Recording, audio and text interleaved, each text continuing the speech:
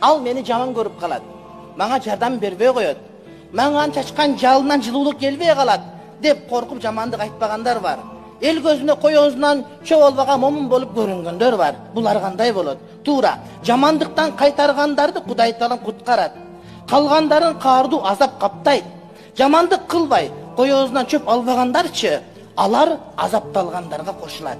Анткени алар жамандыктан кайтарышкан жок, кайтарбагандыгы ыраазы болуусу, алем унчукпагандыгы моюнга алып, аны колдоосу болуп саналат, урматтуу бир тууганым. Демек, анын туура эместигин көрүп айтпай койсоң, сен жакшы эмессиң. Сен сабырдуу эмессиң, сен акмаксың. Сен билип туруп айтпай аткан чыккынчысың. Элдин төрүндө болуп, эл берген жамбашты жеп, төшөктүн жылуусунда олтуруп, бирок туура эмес кылгандардын туура эместигин, адилетсиз болгон адилетсиздигин баяндабасаң, анда сен урматтуу бир тууганым адам сыягынан кет.